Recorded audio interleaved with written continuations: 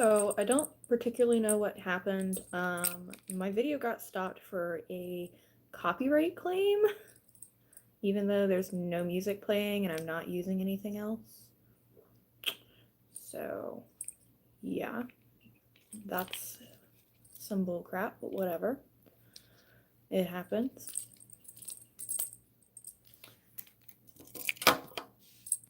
So, let's see here. So, oh, right here is the other belt clip. Hello. And right here is the belt clip for the receiver and the little tester. Sorry about that, guys. I don't know why it got my video got stopped for a copyright claim, even though there's no music playing or anything. So it wouldn't surprise me if someone has their panties in a wad and reported it. Wouldn't surprise me. Feel free to let me know you're here so I can fucking block you. That'd be great. Oh my god.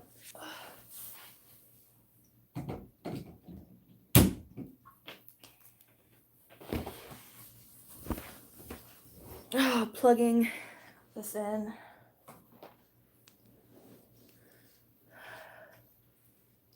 Been better. I'm not feeling the best, but not too bad. This is a really heavy duty band, by the way. Just putting that out there. It's also a little difficult with my hands to put the charger thingy in here. Make sure that this is charged. Oh my god, eye. But that's what the receiver looks like.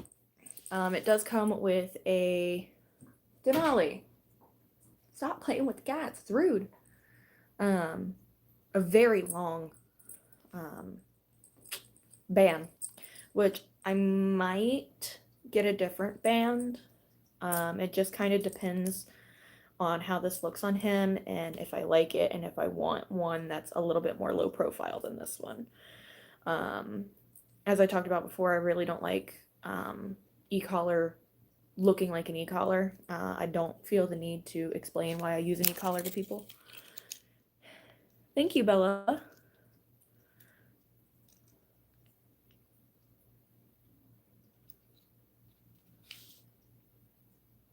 Thank you, Lindsay. I try. I've been inactive for a little bit. I've just really been focusing on some family stuff that's been going on, and looking at getting my new place,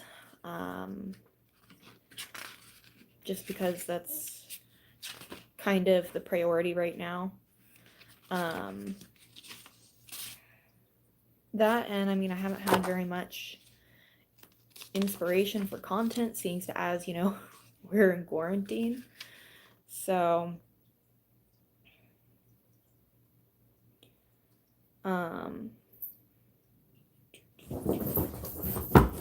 here goes the dog. Denali, you're being a crackhead. I'm gonna have to take him to go exercise as soon as I'm done doing this because he's going stir crazy. Huh. Denali. The cat is playing with him. It's hilarious because the cat is like 10 pounds and Denali is like 80 pounds and the cat like hangs off his face and they like wrestle. It's ridiculous. Yeah, and you don't know what to do. So this is all the information for that. Battery life, blah, blah, blah. I need to know how to connect this. Talking about proper fit. I know all that stuff. Maximizing distance.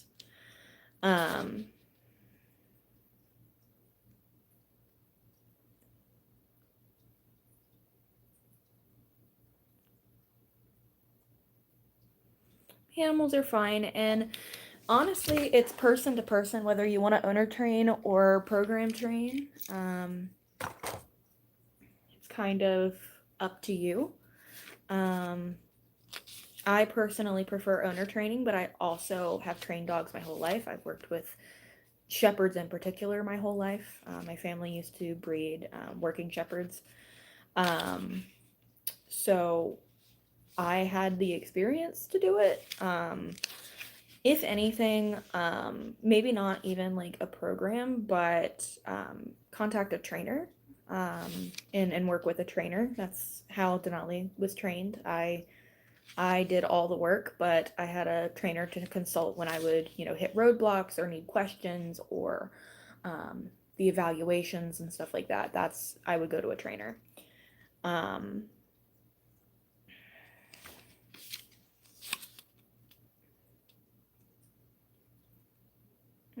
Place the red dot on the back of the transmitter to the red. Ah, I see. Okay. Red dot to red dot. I'm a dingus. I should have known that.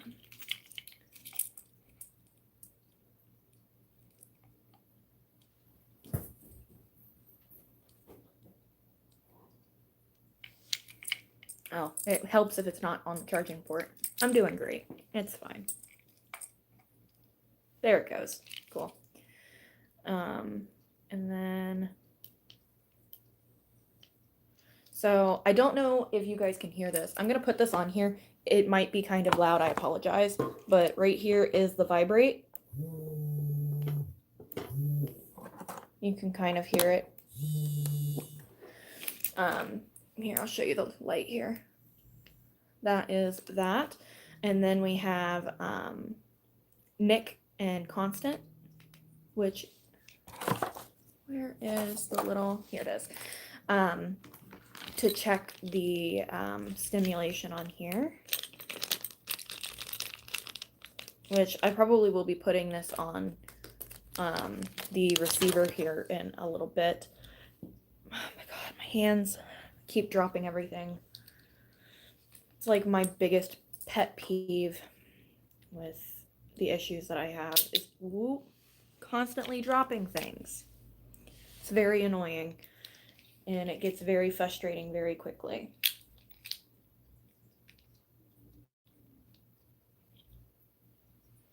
So right here.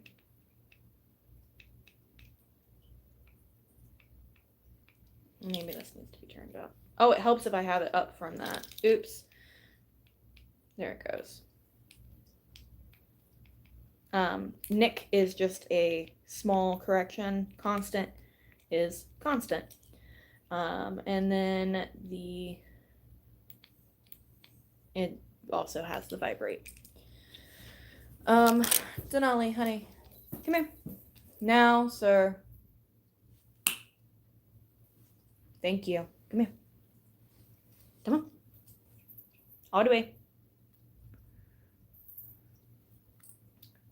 You don't have to go through them. I personally am kind of a dog snob and think that if your dog can't pass a CGC, it shouldn't even be a service dog. Controversial, but whatever. Denali, come here. Oh, he's eating. Okay, I'll put this on him in a second. Are you gonna eat? Are you gonna? Okay. Okay. He says, are we going? He saw me with the Ecollar. I know. Are we going? Oh, good boy. Let's see here. Tighten this up. I have a lot of this to trim off. Denali, come. So basically when you fit this, it needs to be snug. He has a lot of fur. It always looks much tighter than it actually is. I can still fit my fingers down under here, no problem. But it is pushed up. I have to pull up on it to get it up underneath all his fur. Yes. So that it's in the right position. And turn this down, way down. Because I was just showing you. Good boy. So no sooner than I touch that, eye contact. Very good boy. Good boy. So, come here. You're a good boy. This is going to be a new sensation because this is a different type of stem. The other one that I have is a high output stem. It is stronger, and it was very good when he was young because he was very, very high drive. And no matter, it just, the low stem, low output e-collars didn't do it. He would ignore it, and he didn't care. So I needed to get something that had a higher output. So that's what we were using. But now that he is understanding the e-collar, knows what the e-collar is, knows what it is, it's no big deal. Then I'm like, Tom, good boy, come, good boy. Oh, I can already tell I'm so happy I got this. um, if anybody is questioning getting a high quality e-collar, do it. Do it, do it. If you have the ability to get one, get one. Especially if this is a Dogtra Arc. I'll show you the box again so you guys can kind of see. It will be backwards. It will be on my Instagram the right way, but Arc hands-free right here. Let's see if I can't use the hands-free option. I don't know if this has the button. Hold on here. Okay, so this should already be. Come here. I think this is already connected. I need to check his receiver box. Okay, yes. So this is already connected. Sorry, Denali. He says, why are you manhandling me, mama? I know, buddy. So this is already connected. Awesome. So basically, I'll give you the gist. The actual pager goes up to 3/4 of a mile. This is, how do I put 3/4 of a mile? So basically about the length of a football field, a little under the length of a football field. Ish.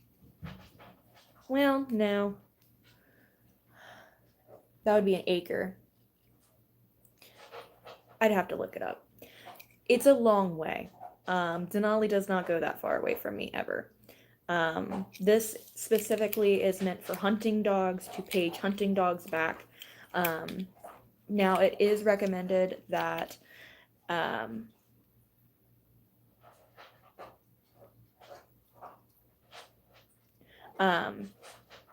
it is recommended that you don't have it have anything in between it. So like if you're in the woods and the trees and stuff, that distance might be cut a little shorter, which is why they teach you to put it up high in page so that it has as much space and distance as you can. We don't do that, and when we're in the woods like that, Denali is usually only maybe less than 30 feet from me. Really the only time that I would be worried about that is when we go out. We do go on four-wheeler rides and stuff that there's a much farther distance between us, just because he's not to be completely right on top of the four-wheeler for obvious reasons. God forbid something happen. So that's kind of why I wanted the 3/4 of a mile. That, and for any reason, dogs are dogs. Maybe he gets a fine fur up his butt one day and decides to bolt. I want to be able to have that kind of recall on my dog, that I can call him back 3/4 of a mile away and he comes right back and sits with me. It's a precautionary thing, which my e-collar I have now, my high output e-collar, is only for 600 yards, I believe. Yeah, 600 yards. So a little bit smaller, not too bad. It's not a bad e-collar. It's not. I love that e-collar. Any dog breed can be a service dog. It's just some dogs are less suggested. Dogs like brachycephalic breeds, dogs that have push noses, or dogs that, any dog that has health conditions obviously can't be a service dog. But any breed can be a service dog. It's just some aren't suggested. I personally don't think people should work brachycephalic dogs, dogs with push faces, pugs, English bulldogs, certain types of Shih Tzu. Um, Shih Tzu, little questionable because I've met lots of Shih Tzu that have no brachycephalic issues because of their push face, and then I have seen Shih Tzus that have really bad breathing issues because of their push face.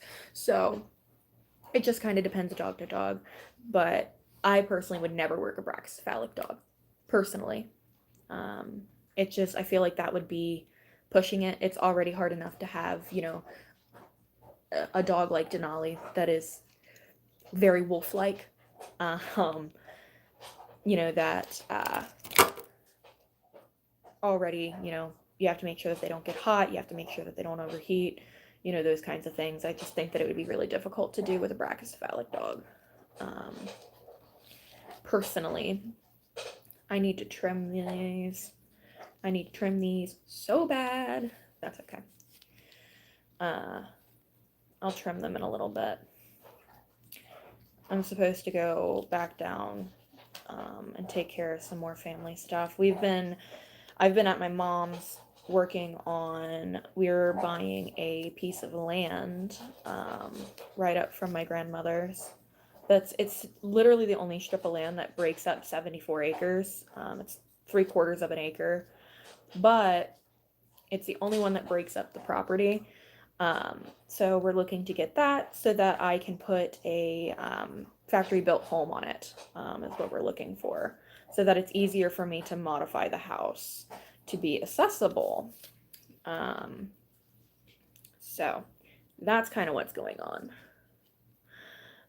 It depends on what you're looking for. I will never, ever, ever on this channel tell anybody to use a shepherd for psych work. You won't hear it come out of my mouth. I don't think that shepherds should be used for psych work. Now, that doesn't always ring true,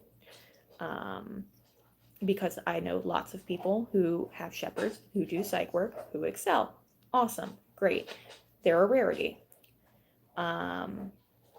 But anybody who has no idea what they're doing, lack of experience, I will never, ever say get a shepherd, ever. Worked with them my whole life. I've seen the good, the bad. I've seen some really bad situations with shepherds. I've seen them mess somebody up bad. Bad. We had protection dogs when I was a kid, and they were farm dogs, and people would come and try and steal stuff or poach, and it's bad. That's what they were trained to do, and they did what they were supposed to do. I love huskies. I personally can never own a husky just because they don't mesh with my personality and what I like. But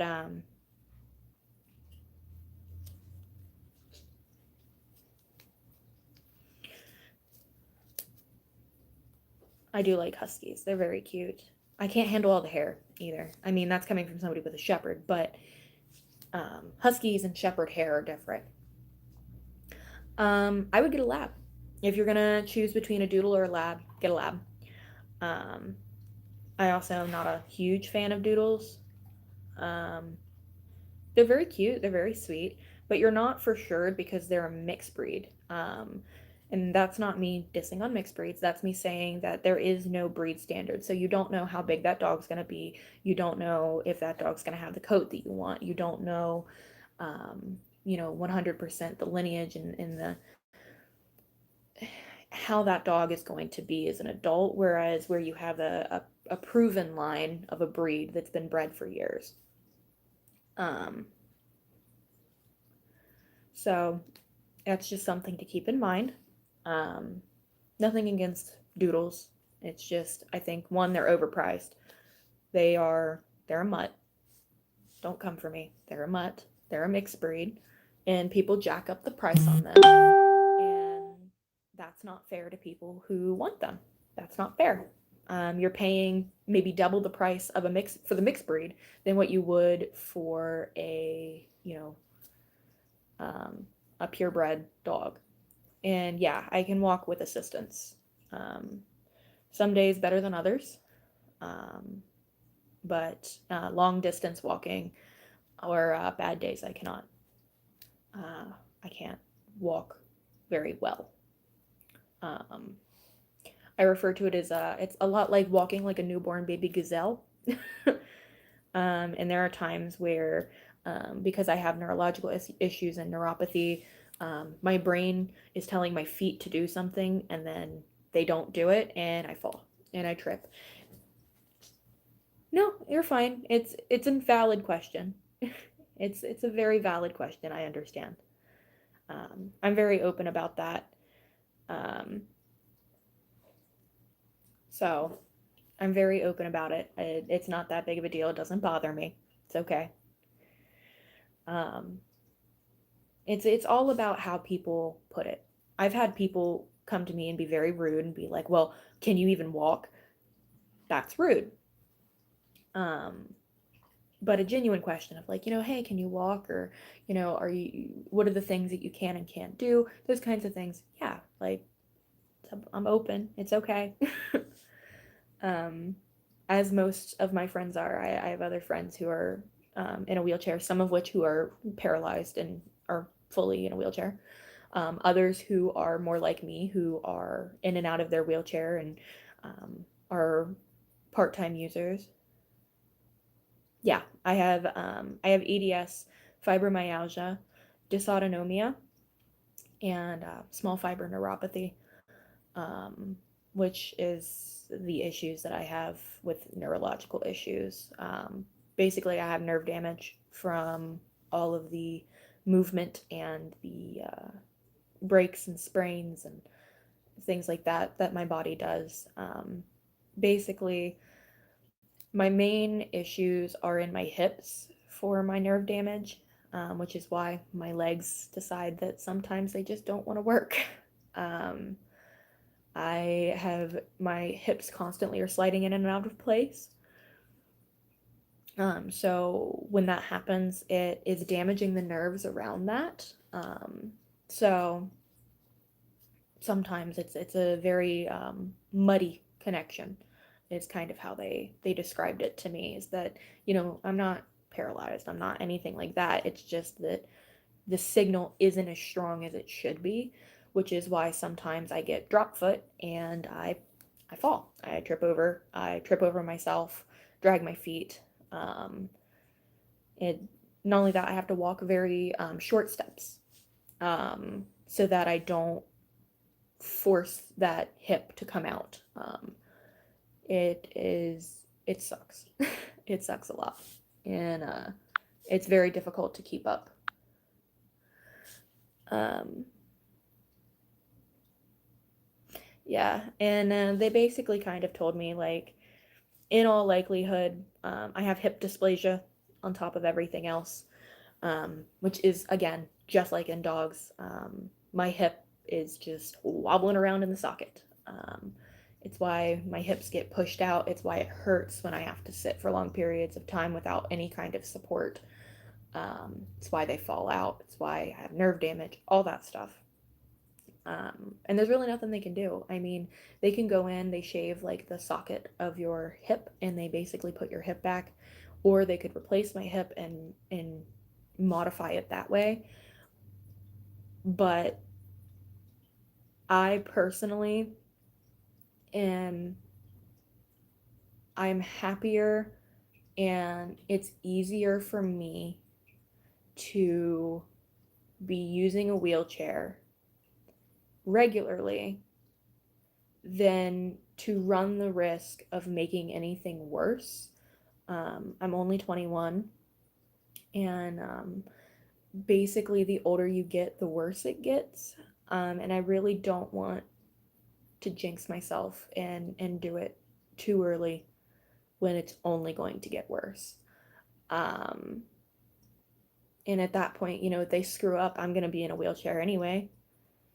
So I might as well have the ability to walk with assistance and do the best that I can than run the risk of making it worse, basically. And I don't hurt when I use my chair. I don't hurt. And that is something that I don't think a lot of people understand. Um, I use my chair, it hurts. My whole body hurts all the time. Um, and basically, using the chair, I'm not putting all of that strain on my joints and my muscles to hold everything together for me so I don't hurt. I can take a shower, I can cook dinner, I can do laundry, make my bed, take care of Denali without having to have someone help me. I've had Denali since he was 10 weeks old. Um, Denali just turned 3 not that long ago. Um, and he's been active as a full service dog for a year, but like fully trained. But he's been a service dog under the ADA, still in training, for about 2 years. Thank you, Becky. Yeah, it sucks because there's lots of times where people are like, oh well, why don't you just walk her? Oh well, you can do this or you can do that. Like the other day, this is nothing against my mom at all. I love my mom, but we were gonna go to the store and she's like, oh, we'll just run in and we don't have to worry about it, and Denali can stay here with grandma because my mom was gonna drive. And basically, I told my mom, I'm like, it's one or the other. Like either I use my chair or Denali comes. It's not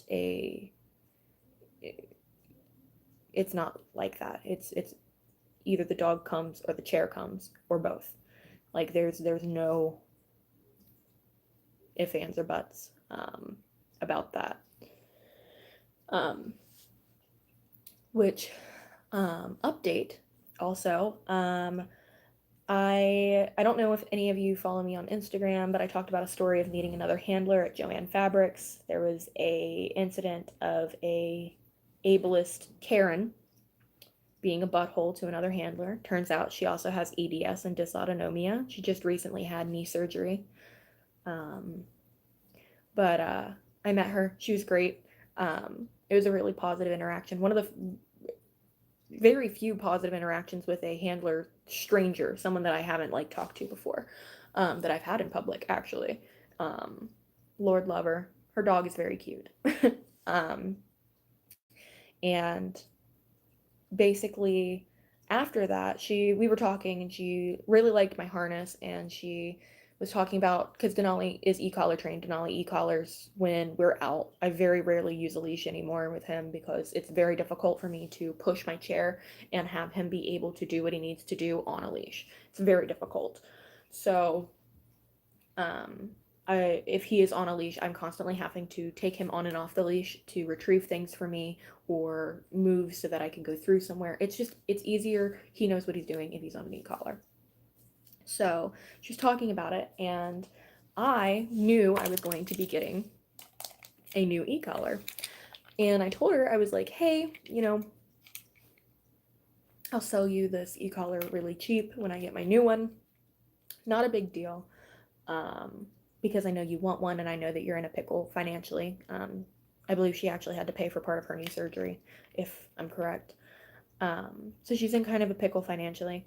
I told her, I was like, I'll sell it to you really cheap. Well, then I knew Denali is getting a full custom harness from Bridgeport. I decided to finally go back and get a 4-inch handle with all the bells and whistles that I want on it, as a custom. It ended up being over $100, which, if you know Bridgeport, that's kind of pricey. Um, but in that case, I am selling my 3-inch handle one. And she is very similar to me in height, and her dog is very similar in size to Denali. She's not as tall, but she's more rotund. she's wider. Um,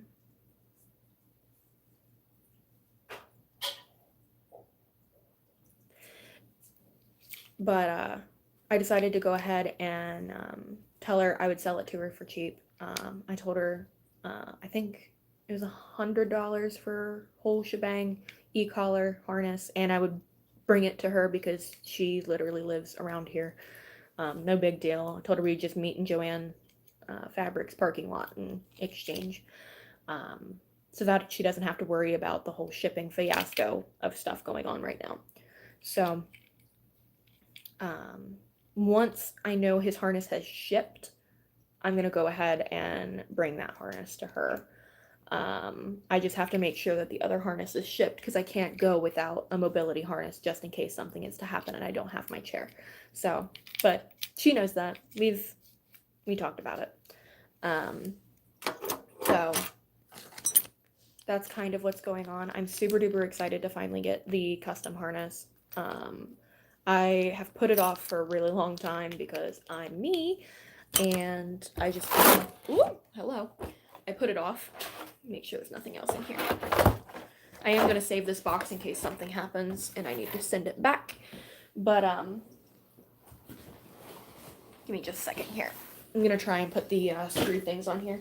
But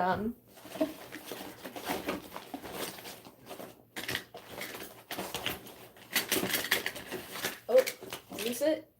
Hold on here.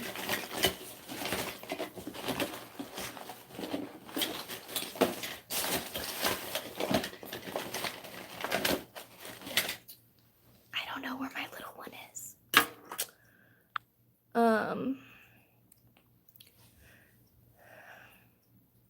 Yeah, usually Easton's not too bad. I work in Easton. They know me, and part of the reason why they changed their service dog policy is because they got sick and tired of me calling them. I can't tell you how many times I called to complain to Easton about not allowing. I'm gonna have to put this on at my mom's. Yes, I am. I don't have a little screwdriver for this, so yeah, I live in Columbus right now. I'm looking to move soon, but I come up here frequently. I have a couple different friends who live up here that I'll continue to come up here and see. But yeah, I live up here. But yeah, I work at Easton, and I bugged the ever living crap out of them to the point that like they just changed what they were doing. Thank God. And I haven't had too many issues of fake service dogs in the mall anymore. Easton was where Denali was attacked. It was a little over a year ago. Yeah, it would be a little over a year ago because I've almost worked at Hot Topic for almost 2 years, and it was right. Yeah, it would have been probably a year and 6 months now. And Denali got attacked there. And it wasn't a little dog. It was a big dog. It was a mountain dog, Burmese mountain dog mix, and it was not good. It was really, really, really not good. And at that point, I was done, and I let Easton know how I felt. And then it continued. It got worse and worse. Denali's been snapped at, bit at, charged. I can't tell you how many times at Easton. That it just got to the point I would not lay off. I would call corporate daily when I would go to work. I would call security daily when I would go to work because I got sick and tired of it. Because it puts him at risk. It puts me at risk because at the time I did not have my chair. And if anybody knows me here personally, you know, if I am not in my chair, I don't want people distracting Denali. I need him to be on his A game. I need him to be conscious and aware of what's going on because I am walking and because if something happens, I can get hurt very badly. It has happened before where I have fallen in the street and I have hurt myself. God forbid anything like that happen. So I need him to be on his A game. In my chair, I'm not as, strict because he doesn't have to do as much medical alert stuff while I'm in my chair. It's more mobility stuff when I'm in my chair. So I'm not quite as strict, and I do let like children say hi, controlled greetings, things like that. I'm pretty chill. But if I'm up and walking, it's a hard no. It's not gonna happen. Um, but yeah, he didn't get hurt, thank God, when he got attacked. Thank I wish I knew who this man was, but it was he told me after he was a Marine. He worked with shepherds. When he was in the Marines, he was one of the handlers, and he basically like choke slammed this woman's dog. He came between the dog and Denali, and shoved this dog like back. And I shouldn't have grabbed him. I grabbed him by the saddle of his past mobility harness. I shouldn't have done that. But when that happens, that was the first thing I thought of, was just throwing him on the other side of me to protect him. I shouldn't have done it again, but that was my first instinct, was to just remove him from the situation entirely.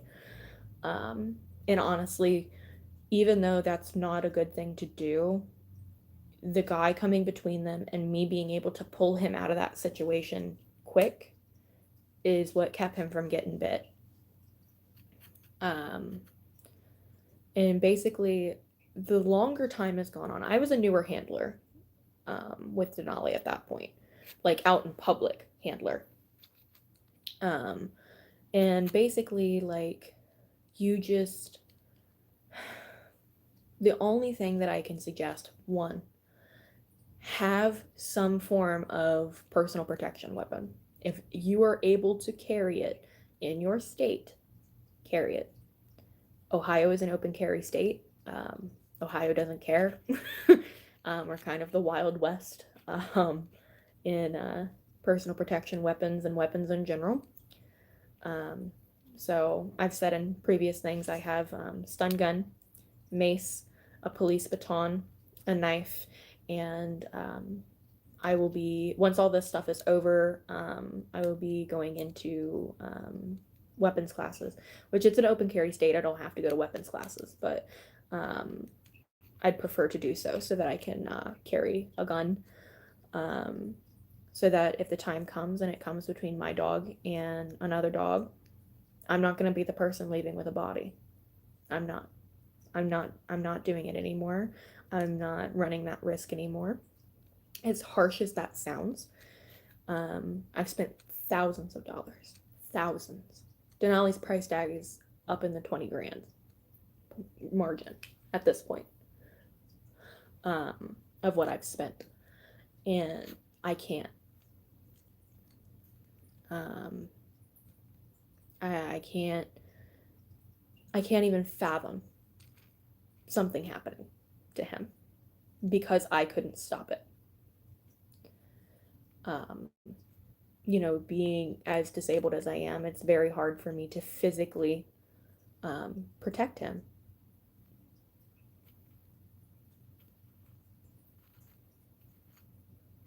Yeah, even if you can't carry like a specific weapon, carry something that doesn't classify as a weapon but can be used as one. A heavy duty stick, um, you know, a small piece of pipe, even. If it comes between my dog and another dog, and it's a genuine dog attack, and I can't get this dog off, yes. If that's what it takes. And it might sound heartless and awful, but shooting and killing a dog is a last option. That's why I have all my other options. But if that's what it takes, that's what it takes. That's how I was raised. It's how, I always have been. I grew up on a farm and I had to protect my livestock, and, wild dogs and coyotes, if they, attacked our dogs and if they attacked our livestock and our dogs, I'm sorry, but that's the way it has to go. That doesn't mean I don't have respect for the animal. That doesn't mean, oh wow, what is happening? There we go. Doesn't mean I don't have respect for the animal. It doesn't mean that I wouldn't, try and locate an owner and explain what happened and, those kinds of things, or, you know, and just that's the way it has to go. Um, Same thing goes. I would much rather shoot a dog than knife a dog. Quick and painless or a slow and awful demise. I'd much rather shoot a dog. Quick, it's over in an instant, and everybody, it's fine. It's back to normal. You can assess, the dog. I'm not going to shoot to kill unless I have to. So, and not everybody agrees with me, and that's fine. But when you find yourself in those situations so many times, and you get really tired of having to cry and worry about your dog, the very thing that, without him you'd be screwed, then you understand. And I've noticed a lot of handlers understand where I'm coming from, and a lot of non-handlers think that I'm awful for saying that. Oh, how dare you, say that you would kill a dog. If it was your dog, what would you do? You'd do the same thing. And anybody who says that they wouldn't is a liar. Yeah. It just, I don't know. I thought about it, and I think about it a lot, that I don't think I'm ever going to be able to love something the way that I love Denali, that I care for Denali. And I know that sounds like, oh, well, he's a dog and not a human being, but dog's love is unconditional. He's not going to wake up one morning and say he doesn't love me. He's not going to wake up one morning and yell and scream at me, or, say that he's been seeing somebody else. And,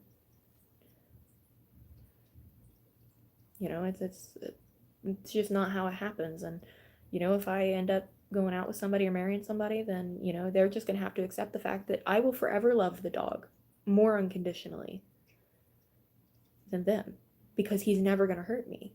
He's never going to do anything like that, because it's not in a dog's nature to do so. They're built to please. It's how they are. Speaking of built to please, Denali, come here. Come on. Let me make you naked.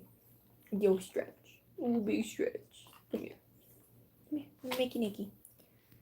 Take this off so I can charge it all the way. Good boy. Where'd you go, boy? Where'd you go, boy? You do, baby. Did you go eat all your crunchies?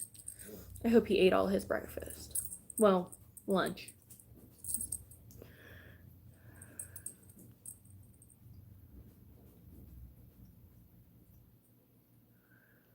Yeah. I've even said, my mom talks about it just because of how. Thank you, Denali. Just because my mom talks about it, and it's something that my mom is genuinely worried about. That I'm gonna turn this off, actually. There we go. My mom is genuinely worried about it. That in an attack, she wants me, not to get hurt, and that's not how it's gonna be. The next time a serious attack happens, if I am in the brunt of it, I'll live. It's very rare that a dog kills a human being. Now, it's gonna hurt. It's gonna suck. Gonna be real hurt, real bad. But it's very rare that dogs kill human beings. Usually it's children when they kill humans. So, I would much rather be at the brunt and take it than them kill my dog. And if it means that I have to come between two dogs and, get my arm bit and get my legs bit, get my face bit, I'll do it. I understand how parents are with their children. I personally don't want any children, at least not at the moment, not anytime soon. But I understand it. I understand where people come from.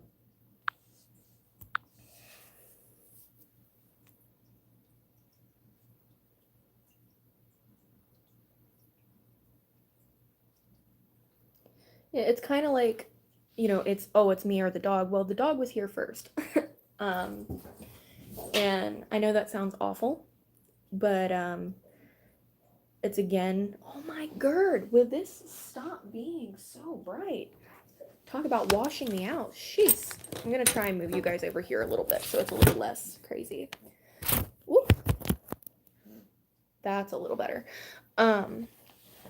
But, it's the same reason why I was so upset about having to rehome my animals. When I get animals, when I get things, I get them because I intend to have them for their life.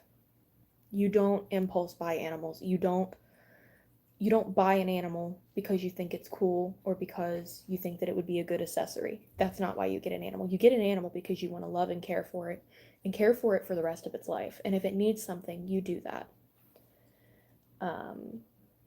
Big, small, fish, hamster, dog, cat, doesn't matter. It's a living, breathing thing. Um, Same thing with reptiles, It's a living thing, and you can't prioritize that. And it bothers me deeply when people dispose of animals. It tore my heart out to have to rehome my animals. I still cry. I still get upset and emotional about my animals being gone. In particular, my rats. Um, I was able to give my other animals to people that I knew and knew were going to take care of them. And one of them, in all likelihood, when I move, I will be getting back. Actually, two of them I'll be getting back because of how I had it organized. But my rats, I didn't have that luxury. And, I had to find someone to take them, and I ended up having to give them to a rescue. And one other girl took my two oldest males. Um, and it killed me. It killed me. And it still hurts. And, that's just kind of how it is. And I don't understand how people can just dispose of animals. I really don't. There's a difference between, like I said, I had to rehome my animals, but I was very clear that it was because of a situation that I did not put them in. I made sure that my apartment was going to allow my animals, and they went back on that. They screwed me over. But I made sure that all my animals went to good homes. I made sure that all of them were going to be well taken care of and knew what they were doing. Um, and most of them I still get to see. So that's just, I don't understand how people can just post them and be like, I don't care what happens, or oh well, it's a feeder or a pet. Like, I don't care if you feed them off like that. I don't know.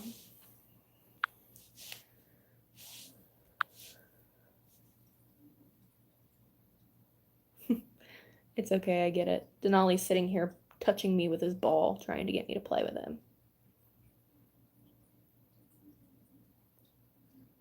My mom was attacked by a cheetah when she was a kid and had to have her butt and part of her, I believe it was part of her arm fixed from where it attacked her. It was her piano teacher's dog. Which, fun fact, I am actually terrified of akitas. Um, I I have very few dog breeds that make me uncomfortable. That doesn't mean I hate the breed, because I don't. But uh, it just they make me nervous. I've never had a good experience with an Akita ever. um, a full-blooded Akita. I'll put it that way. Um, I've never had a good experience.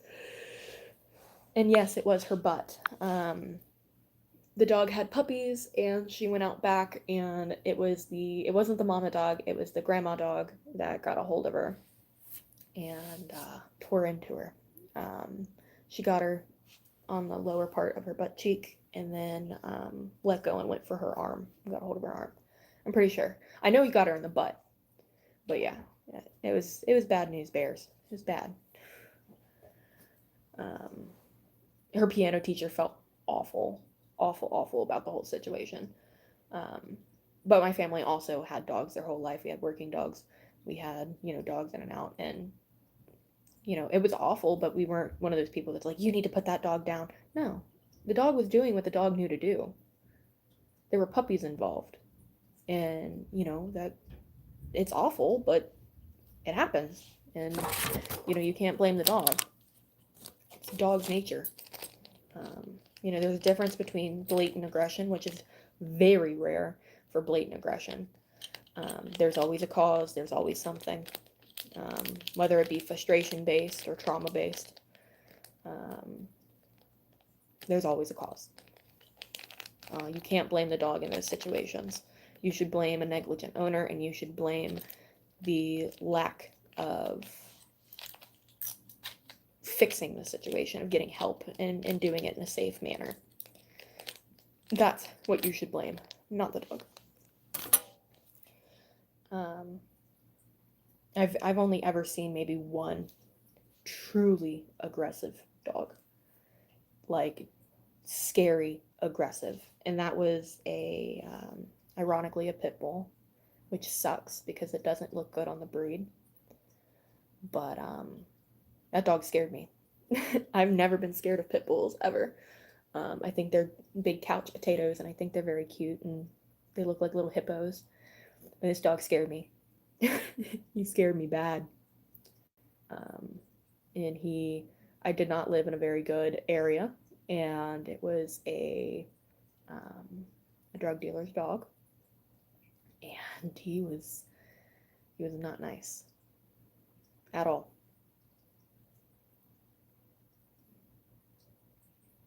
Yeah, I saw the video of the two pit mixes that tried to get to your two dogs. It's why I have to carry freaking personal protection weapons, and it freaking sucks because situations like that make the dog breed look bad, and it's not the breed. It's never, ever the breed. It's people who get these dogs and completely disregard what the dog was bred for and what the dog is. They're not nanny dogs. I hate to break it to you. They are not nanny dogs. Pit bulls were not bred to be nanny dogs. Pit bulls were bred to hunt large game and each other. That's what they were. And it sucks. But that is a fact. That is their lineage. And that doesn't mean they're bad dogs. But it means that you need to be aware and be careful and socialize that dog and make sure that that dog understands that that is not appropriate behavior. And people need to stop buying backyard bred pit bulls because they don't have a good chance at good temperament. They just don't. And it sucks. I know maybe two in the state of Ohio, two good pit bull breeders. Two in the whole state. Like, it's sad. And the rest of them are questionable backyard breeders. And it sucks. Yeah, Akitas are amazing protection dogs, but they are scary. You want to talk about a dog with a drive? You don't mess with an Akita. Mm-mm. Same thing, chow chows. I've had a couple chows be really, really mean too. But I've had more positive interactions with chows than I have Akitas. No, if I get what I want a giant schnauzer. I would love a giant schnauzer, but that's a lot of grooming. That's a lot. I said it before in another video that I think I'll probably just stick with Germans, just because they're my heart breed. They are. I grew up with them. I worked with them. I've had them save my life, and I just, I love the dog. I love the breed. Got an eye itch here. I've always loved the breed. If anything, I have talked about, I would love to have a Cane Corso. If I get any different breed for my next dog, it probably will be a Cane Corso or a mini horse. Thought about getting a mini horse also. Just because of where I'm moving, that would be something that I can do. Because I'll have land. So I've thought about it, but in all likelihood, again, it'll probably be another German. So that's just how it always has been. And, I don't talk about my past German very much. He wasn't a service dog, he was a protection dog. Um, and he was my best friend. His name was Diesel. He was like 120 pounds in his prime, and he was not fat. He was freaking massive. He was all black, and he was the best dog that I could have ever asked for. And he was a very protective dog. He did not like any nonsense, but he also was very friendly. He was a good boy. When we were out in public, he greeted everybody. He never had any issues. It's just if you were on his property and you were sketchy and running amok, and he didn't do it. Um, I had I had been bit by him before, not too awfully hard, but it broke the skin. Um, he was young, oh, mind you. We had just gotten him, and he was crazy. We got him when he was young. Well, not young young. He wasn't a puppy. He was like 3.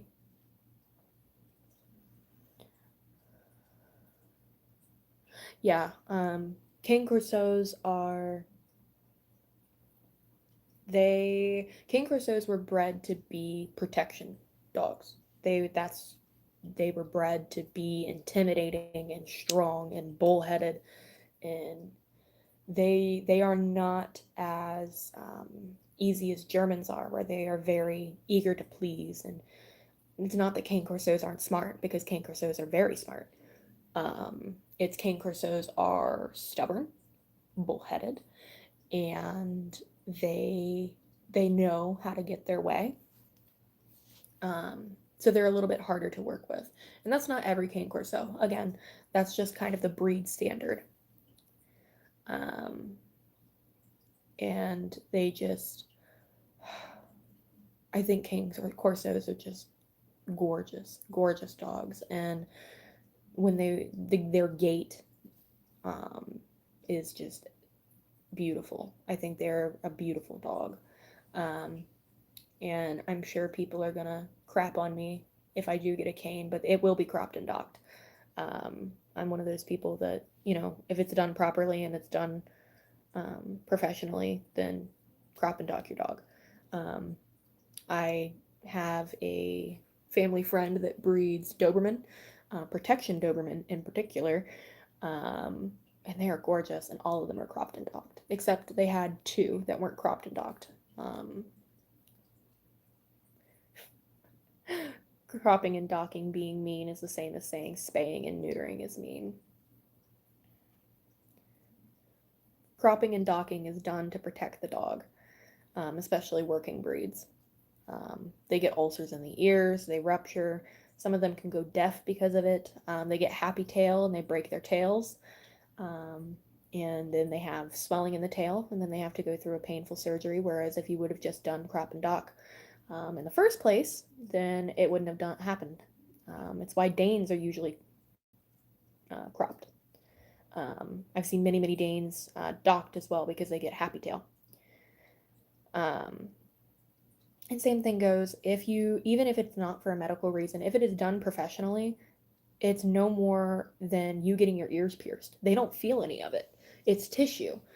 It's not, especially with cropping. It's tissue. Docking a little bit more involved, but when it's done young, again, they don't feel it. They grow up and it's already done, and you never have to worry about it. Same thing, terrier breeds. People always think, oh, no one craps on anybody for having a Jack Russell that's docked, because everyone thinks that that's how it is. Well, no. Jack Russells are docked when they are mere weeks old. Jack Russells are docked for a reason, so that people could grab them by the base of the tail and pull them out of rat holes.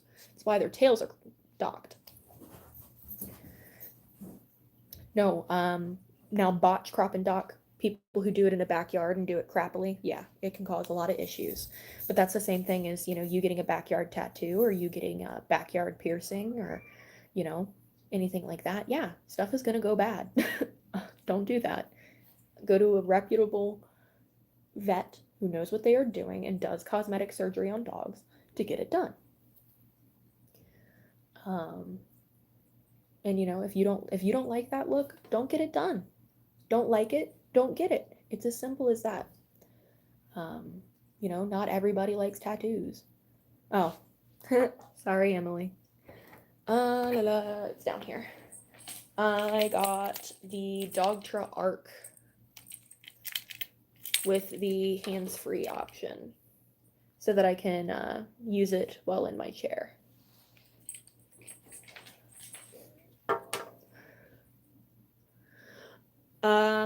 I would love to go to Cinca County Corso. I believe they're down in Florida or Texas.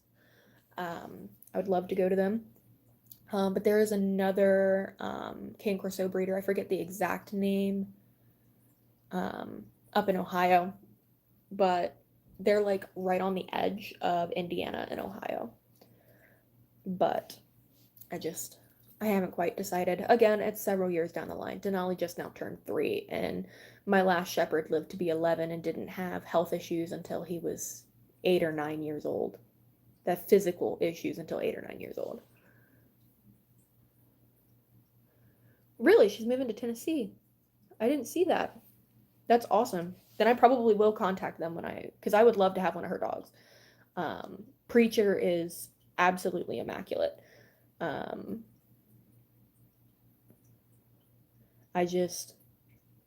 would love to have a big black male cane. And Preacher is just absolutely immaculate. And even his daughter, Midnight, is freaking gorgeous too. But honestly, I would be okay with a silver or a fawn. No, not right now. Hell no, not right now. I'd be out of my mind.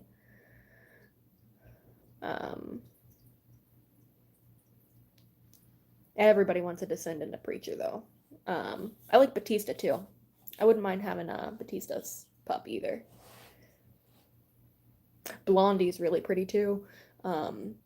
She doesn't have as good conformation as Midnight does, but her color is very pretty and her personality is very desirable. She's a very good girl.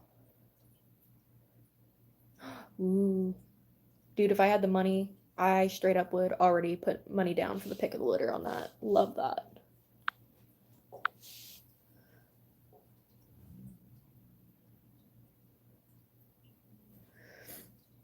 Uh,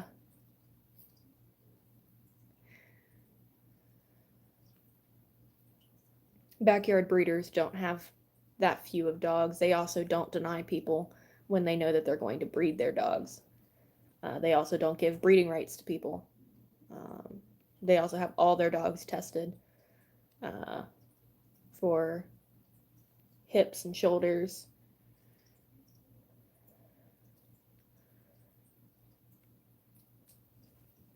I've seen lots and lots and lots of backyard breeders. It's not saving the dog from a backyard breeder. It's giving a backyard breeder money. Um, unless you're getting that dog for free, you're not saving anything. And I know that that sounds harsh to people, but that's the truth. Backyard breeders, true backyard breeders, only care about the bottom dollar. They don't care about the dogs. And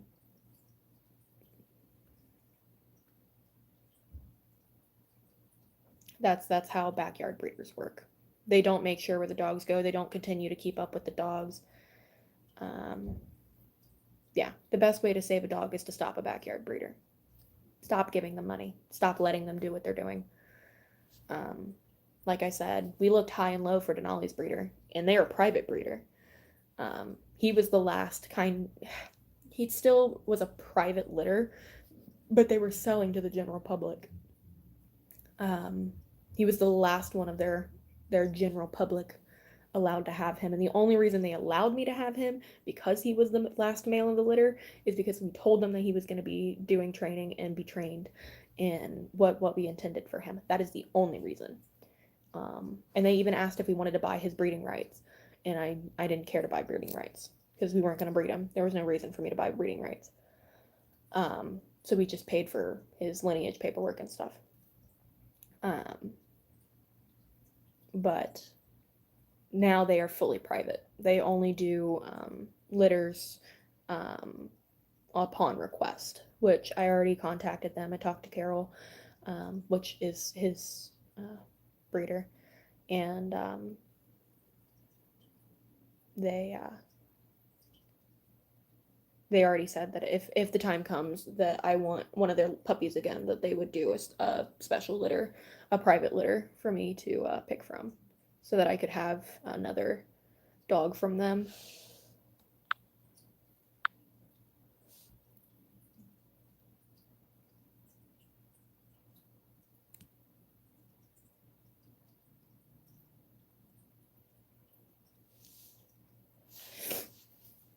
But yeah, that's it's harsh to say that, you can't save all of them in the sense of dogs, because I mean, they're a living thing.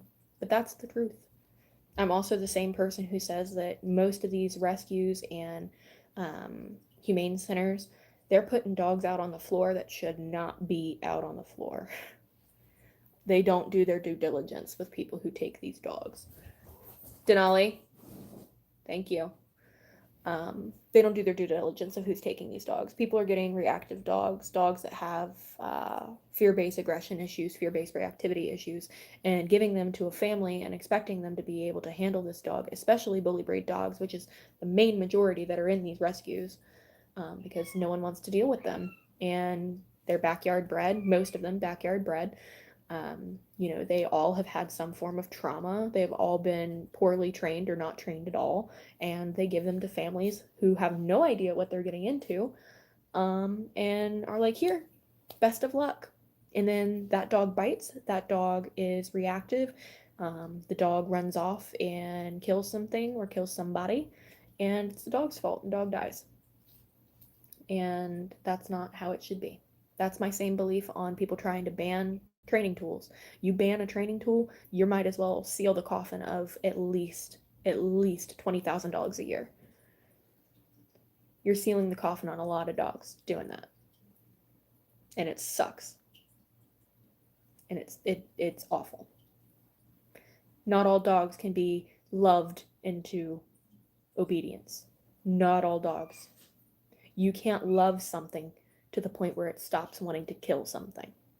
That's not how that works. I have a dog in my family that I've tried to work with that has no problem killing things. She's killed 3 separate dogs. Now, it has been on her property. All these dogs come over there and start a fight with her, and she ends it. But that doesn't look good on her. She's a staff mix.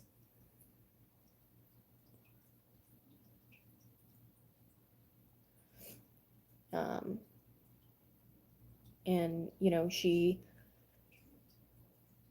had awful, trauma. She was dumped on the side of the road, and it sucks. But I've given that family member all the tools that they need. They have an e-collar. They have, the understanding, and I basically told them, I tried to correct the behavior. I tried to work with her, and there are just some dogs that you can't fix, and you need to be aware that dog can still live a good life. The dog can still be loved, but you need to take precautions so that that dog doesn't ruin its own life or the life of another animal. Because, she's killed 3 dogs. She killed 2 cats.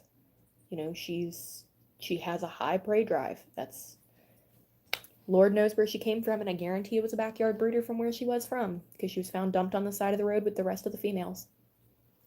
So, and it sucks, but if you give proper tools and you do what you're supposed to do, and do your due diligence, the dog can still live a happy life.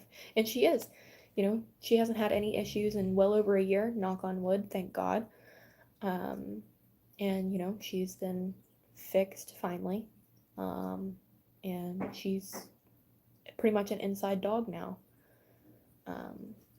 So It just takes time. Now she is fat, and we've discussed this.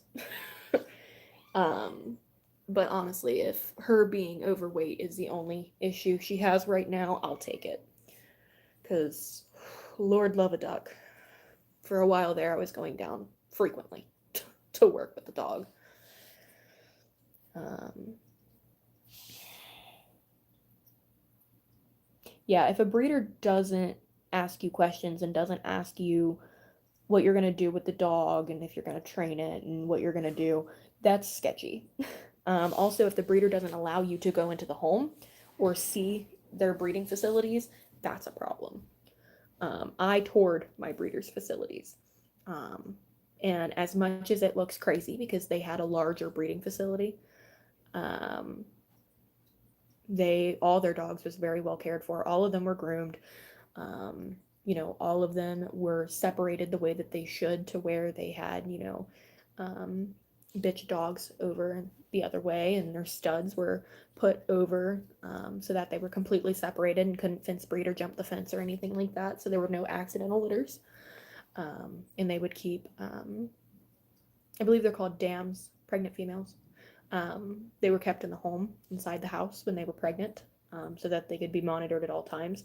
And if the male was okay with that situation, then he was kept in the home as well, with his pregnant female.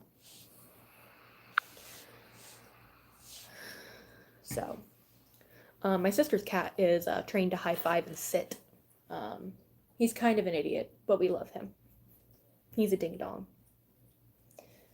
But yeah, that's kind of like, there's a lot of people who think that all breeders are bad, when in all actuality, if people stopped all of it and just only bought bred dogs and were vetted and only were able to do that, people would stop breeding them.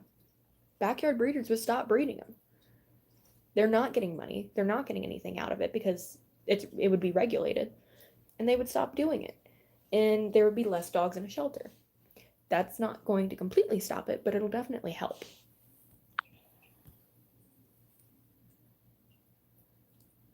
Yeah. Yeah, the guy who blocked me in. It wasn't just that he blocked me in. He blocked somebody else in. And then when they yelled at him to move, he decided to come and block me in. And then when he was asked to move, he decided to throw a holy living fit, block me in, pulled out, blocked me in, and then proceeded to call me a handicapped bitch. Um, and then he cut the corner and pinned my then friend, her arm against the door, um, because she was getting out of the car to get Denali because I was freaking out. So she went to get Denali for me and have him up and over because I could tell that I was getting there, was freaking out. And he pinned her. And yeah, that's how that happened. And then I called the cops and then found out he had a gun and all kinds of stuff. Yeah.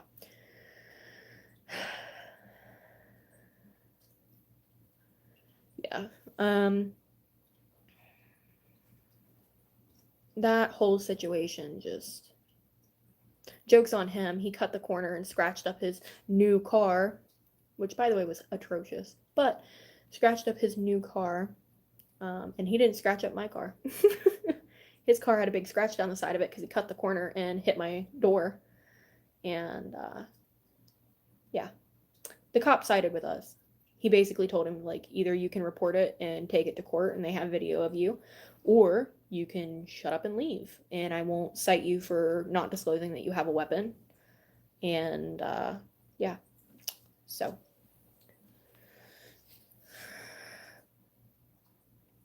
honestly, like, I love my car, but I do my own body work, and if he would have fucked up my car, like, whatever, as long as his car got messed up, like, I don't care.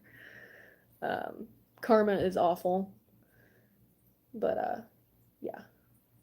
What I think is hilarious is the fact that the wife came back and started yelling at him while the cop was yelling at him. So he was getting yelled at by his wife and by the cop. So, yeah. I usually don't have too many issues. Oh, ouch. I usually don't have too many issues road rage wise here. But no, I had to turn the comments off of the that video because it got so much views um, that there was no reason for me to have comments on it because it was people who didn't even follow my channel, people who assumed um, ableist a-holes, and there were people trying to pull the race card because he was an African American, which is fucking horseshit. If anybody knows me, you know that's bullcrap. Yeah. So I just shut the comments off because there's like no reason. I don't feel the need to deal with it. I make my channel to help people and, talk about things, and I'm not going to have somebody harass me on my own channel. And it just got to the point where I got sick and tired of having to go through and block and ban and moderate everything. There was no point.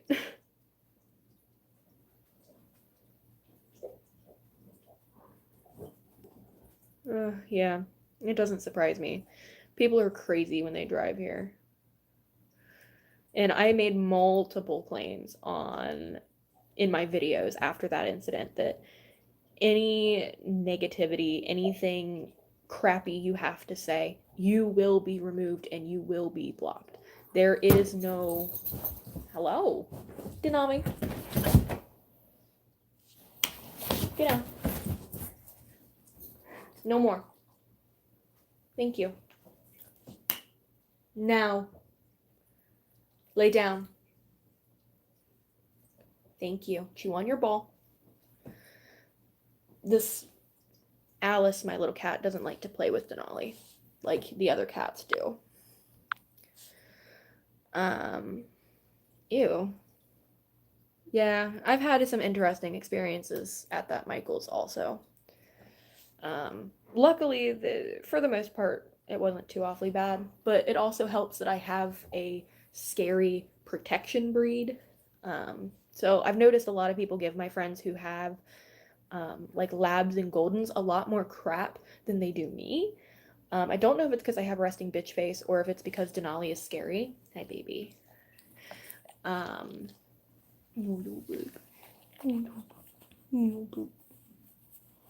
He's come for snuggles. I know. Mommy's flustered because it's awful people, huh? Yeah.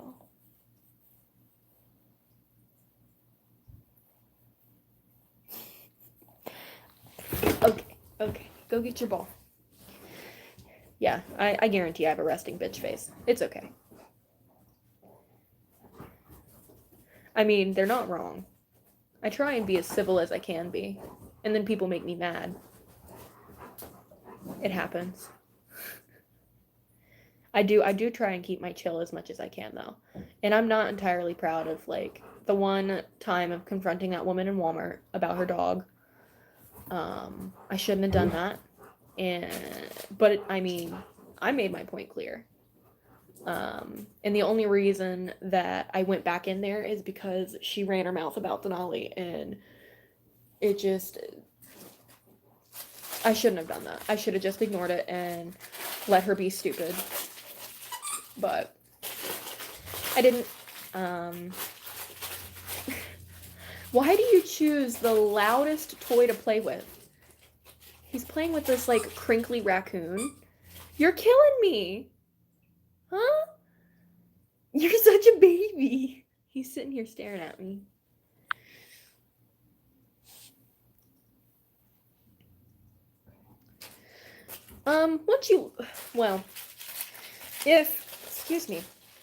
If you want your hair blue and you want it to be blue for a while, I use a permanent dye that uses a developer, so it pulls my hair color while it colors it, so you don't have to bleach your hair.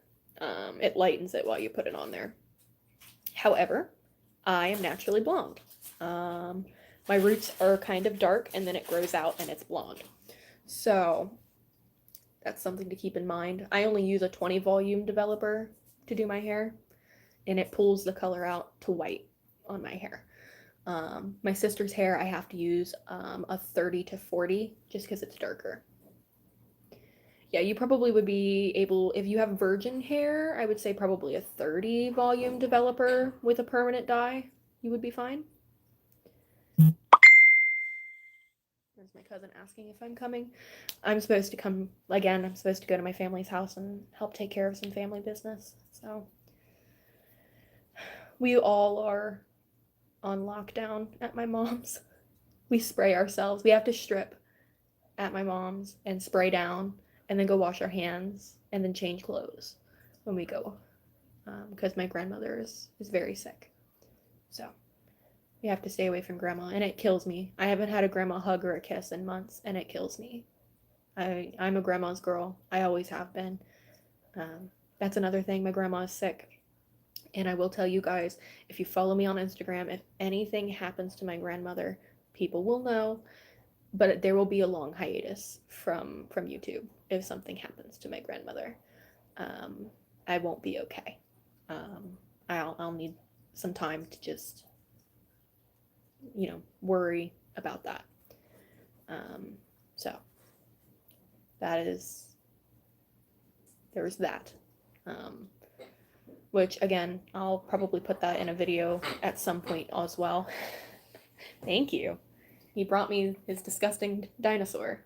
He loves these. If you want to know what Denali's favorite toy is, it is these Zippy Paws honking toys. He loves them.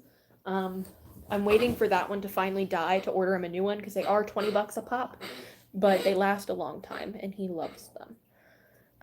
They are very annoying though. Like you have to get used to hearing it all the time. Are you having fun, baby?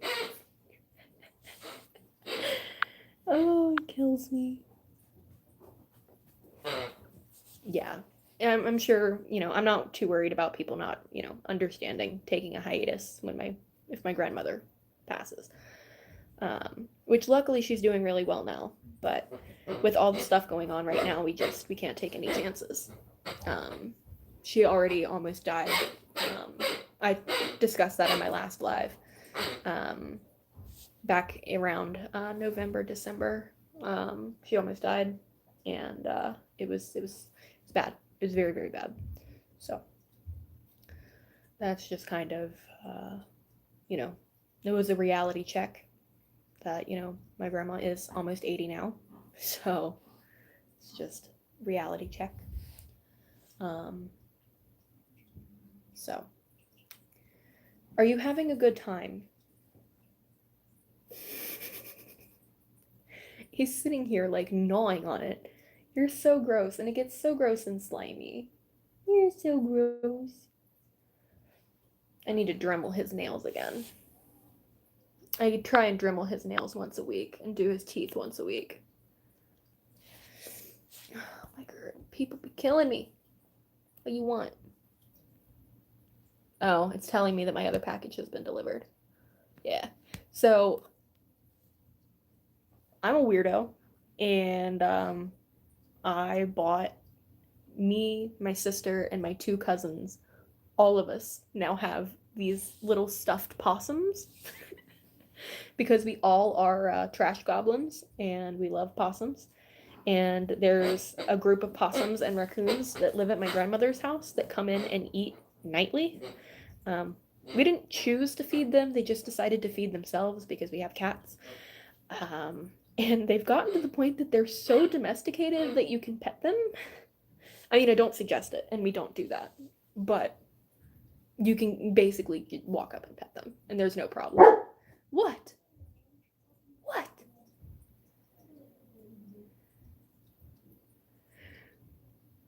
Yeah, so I have stuffed opossum, and they're real good. I think possums are very interesting. They're only marsupial. They also are really good for eating ticks. Yeah. I haven't found a tick on my dog, actually, at my grandmother's this year, which he's getting ready to have his Seresto collar put on. He gets a Seresto collar and the pill for heartworm prevention. The Seresto is obviously during the summer months when it's hot. But yeah. Pretty boy. Give me it. Nasty. Nasty. Yeah, they really are an asset. And they can't have rabies. Their body temperature doesn't support rabies. I do like sharks. They're very misunderstood as well. A reoccurring theme is I like a lot of the misunderstood dog breeds and animals in general. Same thing, I have betta fish, one of the most abused fish in the fish industry. All of them are in beautiful, nice setups. My hamster, again, is... What? 'Tis the neighbor. Yeah, they're coming home too. Yeah, they just... Hamsters are abused constantly. People shove them in these tiny freaking cages and then wonder why they're aggressive and they die early. It's probably because you're abusing them. And Denali, if people would actually just take an ounce of research and actually like Google what they're doing, it's right there, right on Google. What is supported by the Humane Society, but nope. Everyone wants to listen to whatever the person in Petco or PetSmart says. Good morning, sibling. Are you going somewhere? I thought you were going somewhere today. Not for a little bit. Okay. I'm gonna go back. I'm gonna take a piss and then I'm gonna go back to watching YouTube. Okay, have fun. Make sure and do the cat boxes, please. I will. Please and thank you.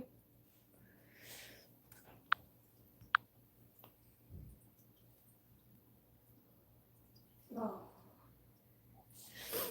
Yeah, for the most part, more people die by toaster than by shark. Oh, hey, bring me my cell phone charger. It's in there on my charger cord. Okay. Yeah. You're more likely to die by cow than by shark. Lots of people die by cow every year. Hey! It's why farmers use cattle dogs, so that they don't have to get in the pen with the cows and run the risk of getting killed. People don't realize that cows are as dangerous as they are. It's in where on the host now? It's on my white charger cable sitting on my bed. What are you doing? I'm on Alive. Oh. Denali's Ecollar came in. Also, the other set of possums came in. Oh, how many possums do we need? It's Jackson and Kaylee's. Come here, baby. We need all the possums. I was wondering why you were being so quiet today. Because he's having a good time. Crackhead! Denali. Crackhead! He says, yeah? Crackhead. He's crazy.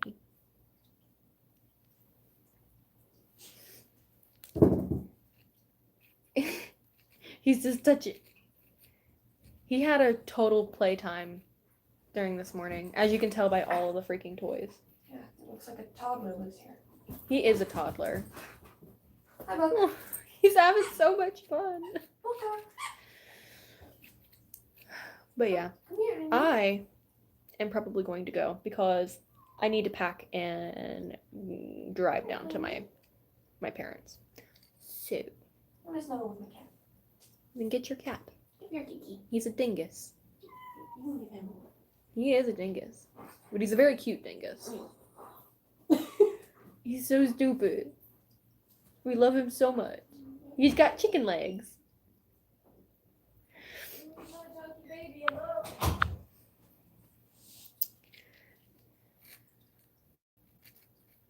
Yeah.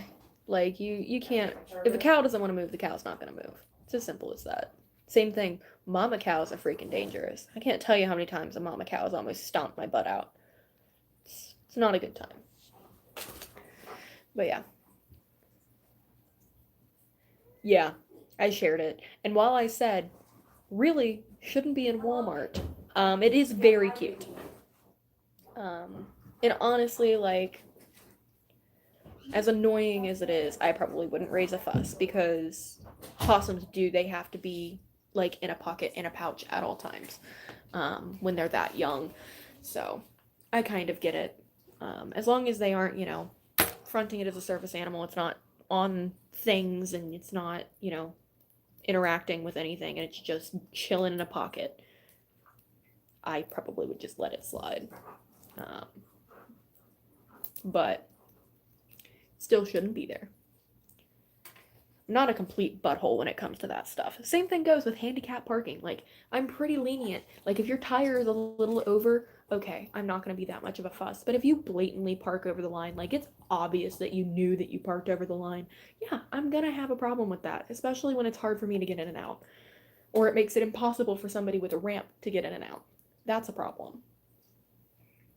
I can't tell you how many times I've had to park like a butthole and basically hope that I don't get ticketed to get in and out of my car because people have parked like buttholes. So. Alright, well, I have to go because I've got to feed my animals and I gotta pack Denali's food and a couple of his toys and stuff like that to go to my mom's. So. I hope you guys enjoyed the live. If you guys have any questions, suggestions, anything like that, please DM me, leave a comment, something like that. Let me know.